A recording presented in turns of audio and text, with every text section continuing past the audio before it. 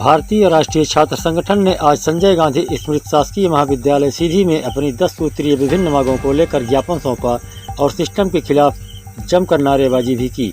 आपको बता दें कि भारतीय राष्ट्रीय छात्र संगठन द्वारा मीडिया के समक्ष बताया गया कि हमें एडमिशन नहीं दिया जा रहा है और एडमिशन के एवज में कुछ मांग की जा रही है।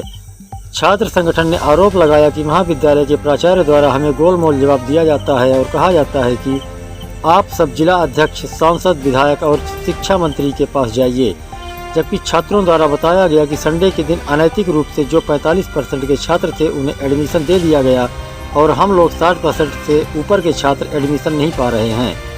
छात्रों ने बताया कि हमारी 10 सूत्रीय विभिन्न मांगें हैं, जिनमें मुख्य रूप से हम सबकी मांग यह है कि हमारे कॉलेज का जो ग्राउंड है उसे अतिक्रमण मुक्त किया जाए और खेलने कूदने के लिए हमें मुहैया कराया जाए। कोविड-19 की वजह से जो आर्थिक नुकसान हुआ है उसको देखते हुए 10% परीक्षा शुल्क घटाई जाए, स्नातक कक्षाओं में 30% और स्नातकोत्तर कक्षाओं में 20% सीट बढ़ाई जाए। छात्र छात्राओं की सुरक्षा के लिए महाविद्यालय परिसर में पुलिस चौकी का प्रबंध किया जाए। छात्राओं को आवागमन हेतु वाहन मुहैया कराया जाए। महाविद्यालय परिसर में सर्व सुविधा युक्त कैंटीन शुरू की जाए। महाविद्यालय में ही ऑनलाइन परीक्षा केंद्र की व्यवस्था की जाए। इसी तरह भारतीय राष्ट्रीय छात्र संगठन द्वारा 10 सूत्रीय मांगों को लेकर आज महाविद्यालय परिसर के साथ साथ कलेक्ट्रेट प्रांगण में जुलूस निकालकर प्रदर्शन किया गया। अब देखना यह होगा कि क्या कुछ इनकी मांगों को लेकर जिला प्रशासन और संजय गांधी स्मृत महाविद्यालय के द्वारा कोई ठोस कदम उठाया जाता है या फिर छात्र और छात्राओं की मांगें अधूरी रह जाएंगी और प्रदर्शन चलता रहेगा या नहीं, यह देखने वाली बात होगी।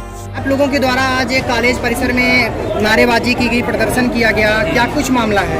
सर मामला ये है कि वो लड़कों की सीट की मांग को लेकर यूजी की और पीजी की सीटें बहुत निर्धारित हैं, बहुत लड़के परेशान हैं। इस चीज़ को लेकर हमने मांग की है कि सीट बढ़ाई जाए। सीट से रिलेटेड दूसरी परेशानी क्या है कि यहाँ के लड़कों को बताया जाता है, यहाँ के आपकी फैकल्टी के द्वारा, कि आप जाइए, क्या बोलते हैं, कुछ कमीशन की बात होती है, आप जाइए जिला अध्यक्ष भाजपा से उनसे लिखवा कर ले आइए, आप जाइए सांसद से लिखवा के लाइए, आप विधायक से लिखवा के ले आइए, तो फिर होगा शिक्षा मंत्री के पास जाइए। ऐसे ऐसे लोगों के पास भेजा जाता है। इससे समस्या थी हमको, इस चीज़ के लेकर हम आए थे कि आप सीट बढ़ाओ और ये थोड़ा सा मेरे को गाइडलाइन बता दो कहाँ से शासन की आई है कि जिला अध्यक्ष के पास जाना पड़ेगा, उसके लिखने से एडमिशन भी होगा।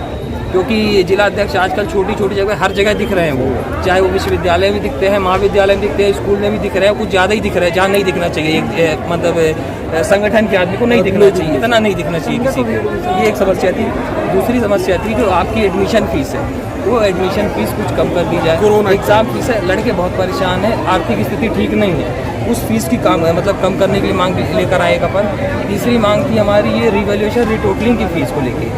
जो आपका इसका एक नियम है, जो लड़का कभी कोई फेल हो जाता है तो उसमें नियम ऐसा है कि आपके पास एक ऑप्शन होता है कि आपको अगर विश्वास है कि मैं पास हूँ तो आप वो रिवैल्यूएशन रिटोटलिंग का फॉर्म डाल दीजिए। लेकिन उसमें क्या होता है, अगर मैं पास हो रहा हूँ, अगर फॉर्म डालने के बाद में उसकी कुछ फीस होती है, वो जमा करने के बाद मैं पास हो रहा हूँ, उसमें मेरा कोई दोष नहीं, आपने सही से कॉपी नहीं चेक किया ना, तो मैं उसकी फीस क्यों दूंगा? तो उसको चेंज किया। अगर हाँ फेल हो रहा हूँ तो आप फीस ले लो, लेकिन अगर मैं पास हो रहा हूँ तो वो फीस आपको वापस करनी पड़ेगी क्योंकि कॉपी आपने गलत चेक की।